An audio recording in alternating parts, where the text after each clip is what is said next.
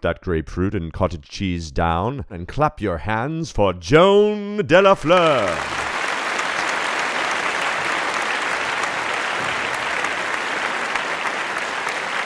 Oh, hello and welcome, my darling fans, friends. Welcome, welcome. It is I, Joan de la Fleur, and in fact you are listening to Joan de la Fleur, the podcast experience, or you may be watching the video, which I am directing my attention to now that I have the sound working properly, darlings. Yes. Darlings, do you know that ever since the inauguration of this podcast, I've begun to receive scripts and offers for employment as an actress once again, and it's ever so delightful, darlings, yes. Wonderful to be back in the game in a sort of way. I do so love it, darlings, I do. But there is something I feel I must address with you all, darlings. Loath as I am to admit it, and I am loath to admit it, I must admit to you all, some of you writers, directors, producers emailing me at joandelafleur@yahoo.com seem to have forgotten that I am a star. Darlings, I have to remind you that I am a star. Yes, I understand that's the point of this podcast, to remind you all of who I am, to remind you of my beauty, my prestige, my esteem, my acting, how much you love me. And I do so love that you love me enough to send me scripts, but must they all be cult horror movies with roles that do not reflect my status as a star?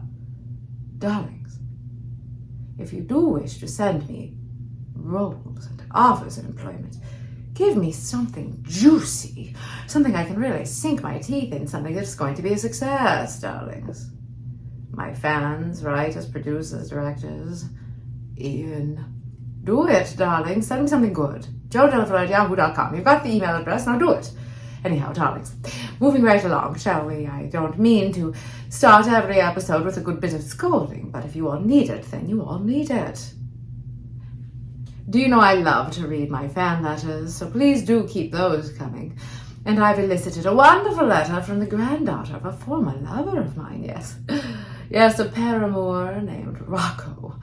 Now, Rocco was a boxer I dated during my 5th marriage. As you may recall, that was my gay husband, my second gay husband that I know of. Anyway, Rocco was very big, very big and strong, and he knew how to slam and pound hard, very hard, darlings, yes, very hard. Oh, yes, I may be a phantasma, but I do believe it is getting hot in here, darlings. Is it August or is it May? Oh, darlings, anyhow, I got a letter from his granddaughter, Gina Marie, and I should like to read that for you all now, darlings.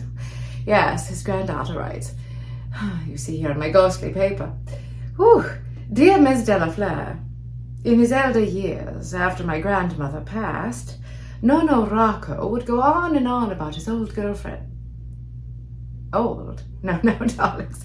I'm sure she means former girlfriend, not old, so I shall start again a bit and correct her language. A former girlfriend, his former girlfriend, a movie star named Joan de la Fleur. While I've not seen any of your films, no, darling Gina Marie, you must correct that immediately. As soon as you finish listening to this episode and rating it with the highest star rating possible, and then getting 5 of your dearest friends to subscribe and give me a high star rating, you simply must go seek out some of my films, darling. Or perhaps you could get a writer and director friend of yours, or perhaps you are a writer and director. After all, I hear that women are nearly almost on their way to the road to equal to men in Hollywood in 2023. Can't believe nearly 100 years after its inception we're still here at that point. But anyhow, I believe we had more female directors before code took over in the early 1920s than we do now in the 2020s. But anyhow, I digress, darlings. Please create a role for me, and then you'll see that you can watch some of my movies today. Anyhow, back to your letter, darling. After you correct that, back to your letter, you say, I would not see any of films, but oh, here we are, yes. No, Rocco used to rave about your delicious cooking. Yes, darling. He especially loved your meatloaf. Please, would you share the recipe? I'd be ever so grateful to make it in honor of dear departed, no, may he rest in peace, respectfully, Gina Marie. Oh, Gina Marie, you do bring back memories, you do, darlings. Now, you may be wondering why I refer to Gina Marie as a darlings instead of a darling. I don't know, force of habit, get over it. Enjoy this episode, darling. Let's see, Rocco. You know, Gina Marie, any granddaughter of Rocco is the granddaughter of a man with whom I had a lot of hot sex. So, of course I'll share my recipe with you, darling. Of course I shall. In fact, your timing is excellent because, in fact, I've been thinking about recording a podcast segment entitled Cooking the Other Way to a Man's Heart with your host, Joan de la Fleur. Why not begin now? No time like the present, isn't that what they say? So, darling, I bring to you, thank you for the letter, Jean Marie, I bring to you Cooking the Other Way to a Man's Heart with your host, Joan de la Fleur. That would be me, darlings, yes. Now, I agree to begin with something such as the basics is a very good place to start, darlings. I have to admit to you that the basics, such as meatloaf, is something I really never got to enjoy while I was alive. In fact, you know, darlings, I've never actually eaten meatloaf.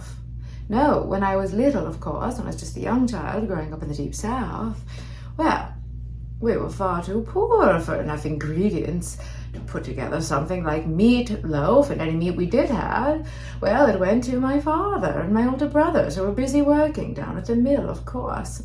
Later, when they joined up with the factory, of course, we lost my father. That's a whole other story for another time, darlings, that I shan't like to tell while I'm in the middle of talking about meatloaf and cooking.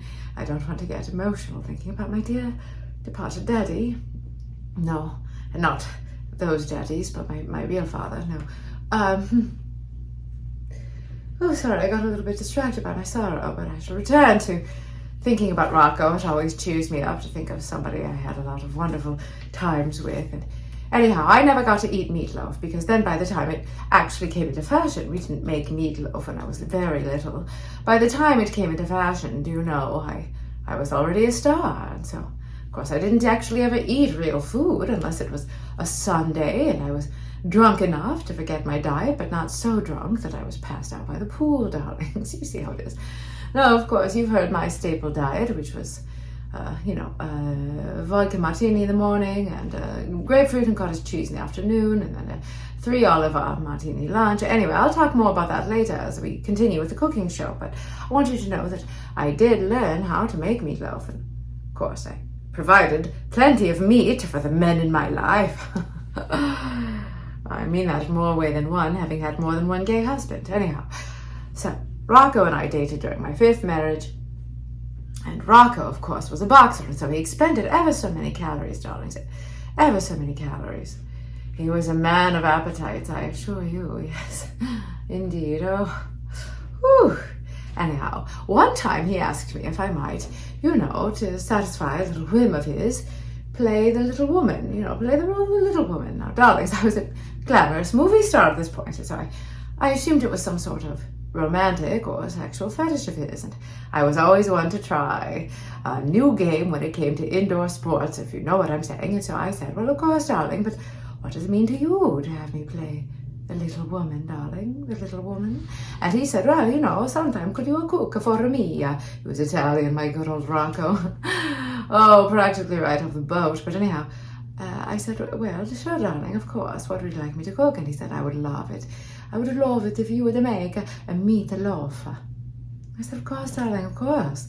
I promise you, the very next time that you come over, I shall make you a delicious meatloaf. And he was very happy to hear the news, and I was very happy to provide him with a little bit of an enticement for a wonderful session that we should have the next time he would come over. So, of course, he usually came over on Sundays. That was the day that he could get away from his family, and that was the day that I was free from all of my many engagements as a star. Because of course, every day when you're a star, you get up and you do your exercises, and then you do your vocalizing, and then you do your facial, and you have your stylist come over, and you perhaps do a little bit of swimming and training, and then you do your makeup, your hair, and then you must read your scripts, and you take your meetings, and it goes on and on and on and on. You do an interview, and you have a photo session, and then you have to have a dinner or a drink with a director, and then a producer, and then you go to a function, and then you come home, and then you get up. You go to sleep and you get up and do it all over again. Yes, darling. So you're very busy. The life of a star is not something that you have a lot of spare time with. So when Sunday rolls around, you're good and ready for your session with Rocco. You don't particularly want to have to cook for him, but there you are. You've promised him a fun little game that, of course, entails you making meatloaf. So that next Sunday rolls around, and of course, it was a normal Sunday. I woke at my normal, usual hour, not too early, not too late, right around noon. And I started my day with a bit of coffee and vodka, which really was more like vodka with a dash of coffee. And then I got up and I iced my face and my neck with my fingers going up like this, darlings. Yes, every morning you get up, you ice your neck, you ice your face, and you always light with a finger light touch like that. And then I iced my underarms and my stomach and my legs. And then I did my exercises. I did a bit of leg lifts. I did some laps in the pool, darling, of course, protecting your hair. And then I went and I put on a bit of makeup. Then I put on my robe. And I had my breakfast, which I told you, of course, or sometimes it would be lunch, which would be half a grapefruit, a little bit of cottage cheese, and another martini, darlings. Then I would get up, and since it was Sunday, of course, I decided it was time to do a little bit of fun for myself. So I went out in my roadster, and I did a bit of shopping. I had the 3 olive martini lunch, which was 3 martinis, 1 olive each. Then I returned home. And now when I returned home, it was afternoon, and my husband came by with his new little boyfriend. He had a new little boy toy. And they said, Joni, wouldn't it be ever so much fun to have a party? And of course, I was never one to turn down a party, darlings, especially with the gays. They did know how to have so much fun. I said, as long as nobody brings chlorine water into my new carpeted floors, of course I'm happy to have a party. So suddenly there were all these wonderful boys over at the pool having lots of fun. And don't you know that I realized it was getting close to 6 o'clock. That meant Rocco was soon to come over. Oh no, heavens, darling, that would be dangerous indeed. So I had very little time to pull off the stunt I was about to pull off. Do you know, I didn't know how to make a meatloaf. I had no clue at all. And I wandered into my kitchen, and there were no cookbooks, of course. I just had the staples such as gin, vodka, vermouth, ice, cigarettes, coffee, grapefruits, lemons, limes, little bottle of champagne, and about 6 beers that were still in the refrigerator for Rocco. Nothing like meatloaf. I didn't even know what went into meatloaf. So I called my agent Schlemiel, because now it was Sunday. I said, Schlemiel, what am I to do? What am I to do? And he said, don't you worry, darling Joni, I know just the trick. I'm going to have my friends who own a bookstore open it up just for you in exchange for a photo op. Can you tell your boyfriend Rocco to wait an hour? And I did. I called Rocco, and he said surely he could wait an hour. No problem, he would be over in an hour. So now I had an hour. I got back into my roadster. I drove down to the bookstore. I did the photo shoot with a lighting crew. Schlemiel really was a wonderful agent, darlings. I don't know why he ever had to die, and I've never seen him in the afterlife. But anyhow, Schlemiel, if for some reason you are wandering around the afterlife and you hear this episode and you're looking to regain a client, darling, you were the best agent I did have ever. You weren't so bad in the sack either, honey, darling. Anyhow, we are talking about Rocco. See, Schlemiel wasn't even jealous. Or if he was, he didn't care, because he helped me with that situation. Anyhow, we go back to the story, back to the bookstore, where I asked about a cookbook with a recipe for meatloaf. They helped me select the right cookbook with a recipe for meatloaf. I drove home, I lit a cigarette, I opened the book, the page where the recipe was, and do you know, darlings, it called for all sorts of things that no woman in Hollywood would ever have in her kitchen.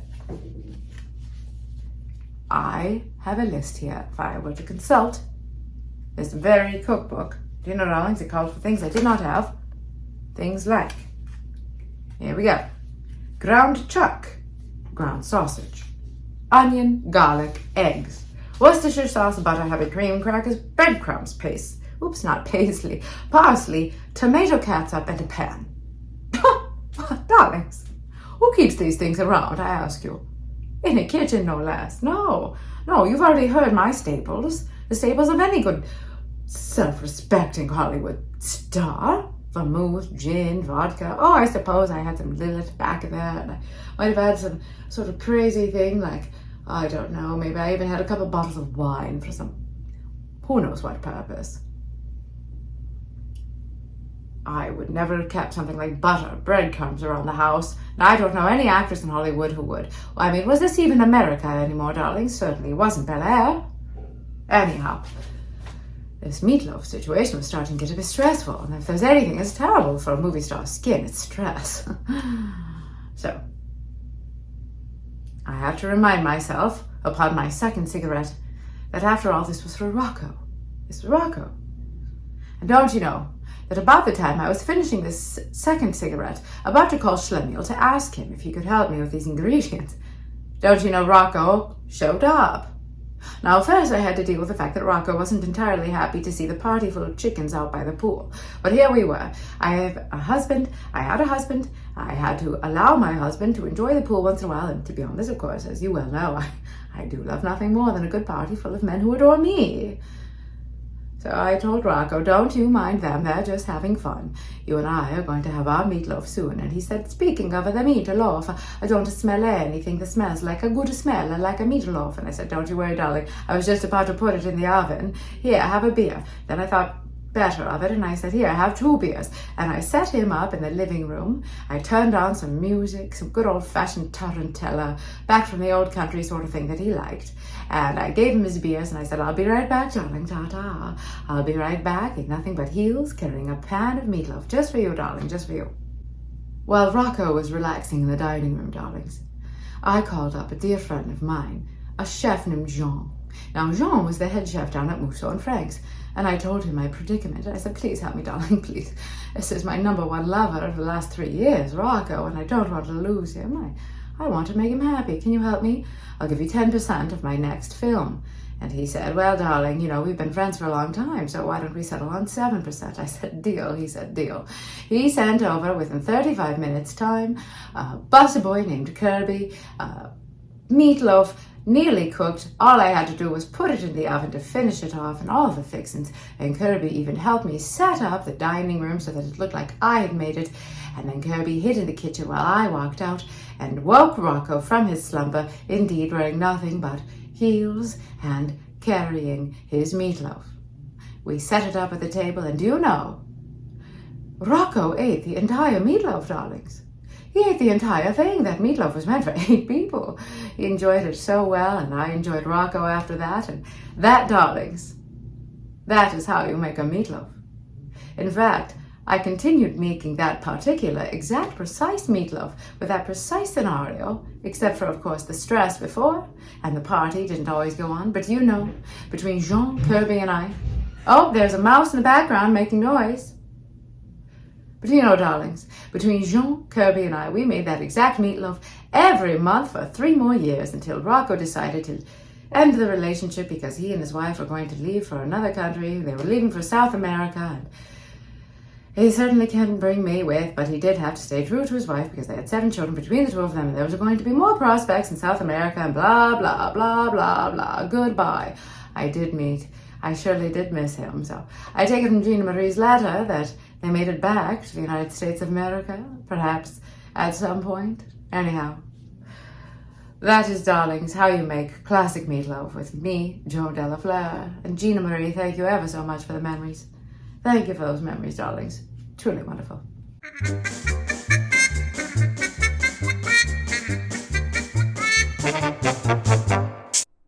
Act 2. Another fan letter then, shall we, dears? This comes to us today from one hippity-hoo-ha@fmail.com. Mr. or Ms. Hoo-ha writes, Dear Joan, for being 117 years old, you don't look a day over 40.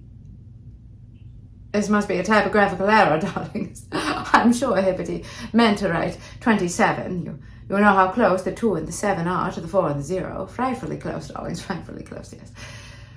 Just one little slip of the finger and your entire intention of writing 27 is off by 13 years.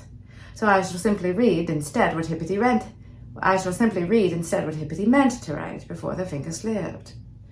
Dear Joan, for being 117 years old, you don't look a day over 27. What is your secret? Well, Hippity. First of all, must I repeat myself? I suppose I must. I'm dead.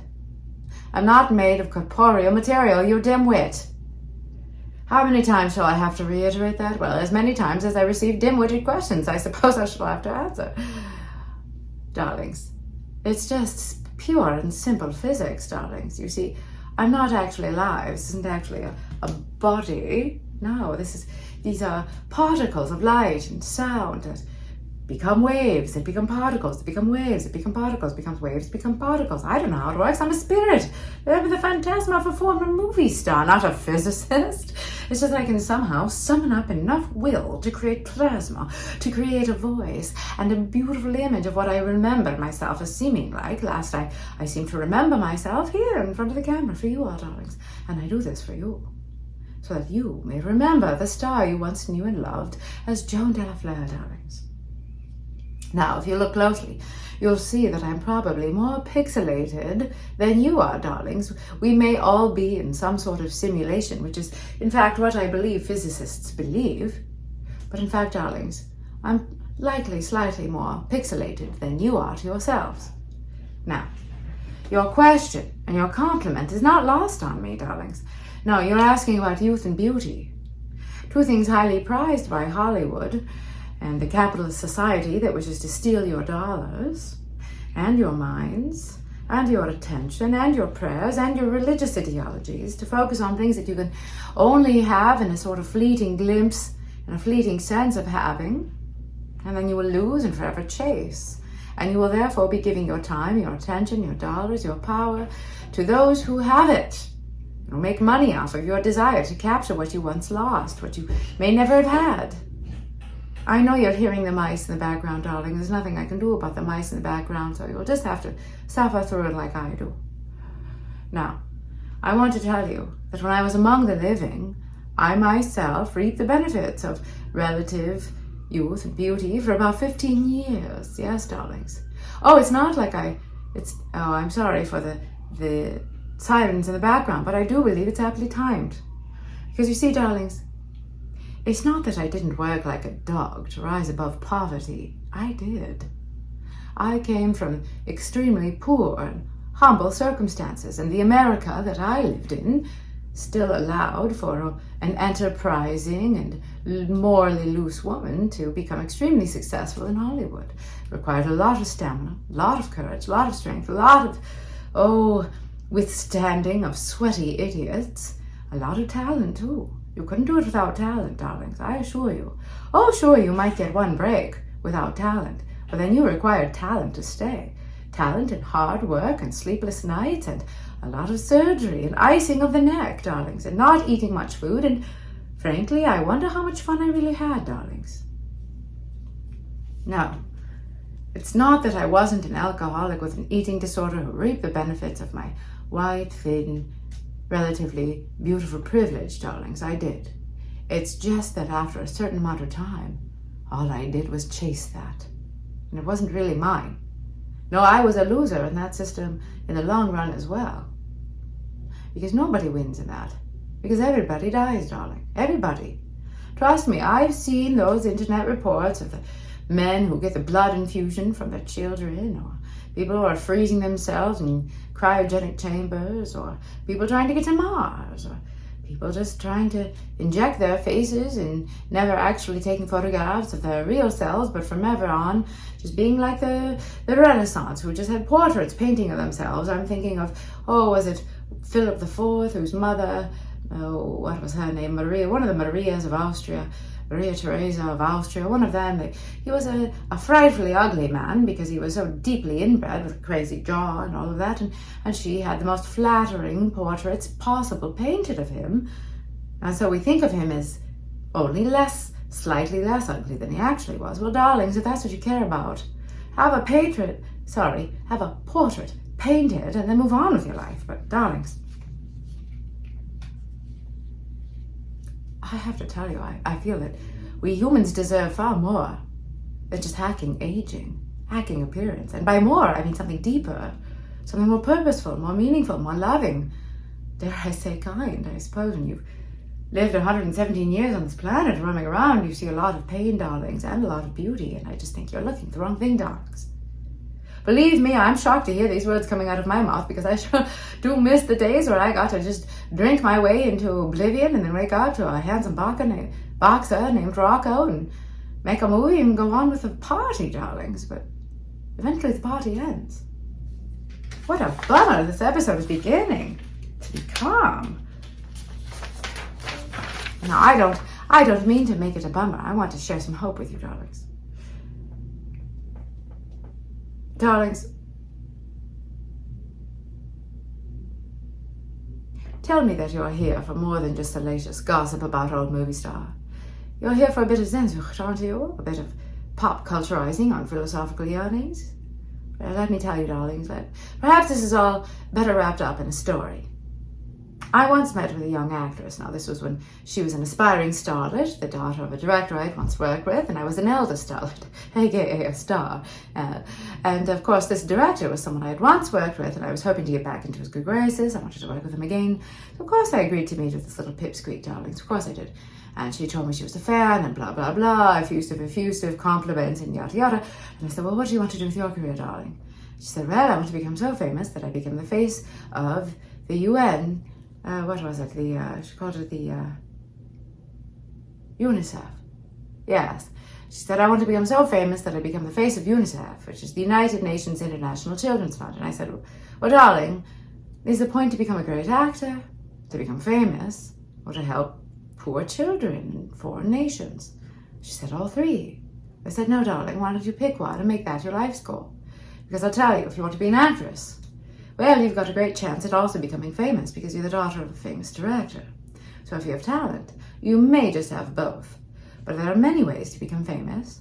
If you want to be an actress, well, you should dedicate yourself to the study of human behavior and then the replication of what it means to be alive and the exploration of that, and then you share it with others on stage and on screen.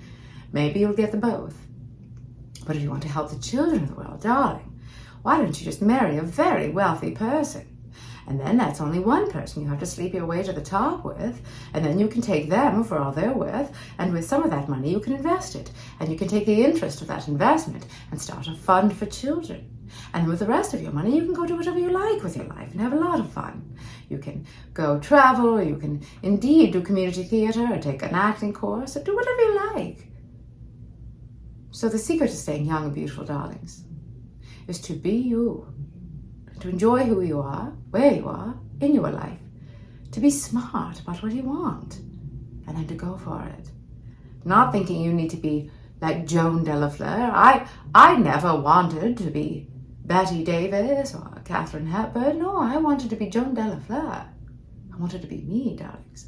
I understand Joan Fleur was a stage name for Myra Aldine, but that's because of the time and place in which I live, darlings. Now, if I had been born Myra Aldine in 2007 instead of 1907, well, darlings, well then perhaps, indeed, I would have been Myra Aldine. But I was Joan Fleur, because that was who I really, truly was on the inside, and who I still truly am, darlings. And if you find any of this helpful, well, write to me at joandellafleur@yahoo.com and be sure to let me know. But we've come to the end of another episode of Joan Fleur, the podcast experience with me, your host, Joan Fleur. Think of all you've learned today, darlings. You've learned how to stay young and beautiful forever, how to be smart about who you are and live your life, and how to make meatloaf. Ta-ta, until next week, darlings. Until next week.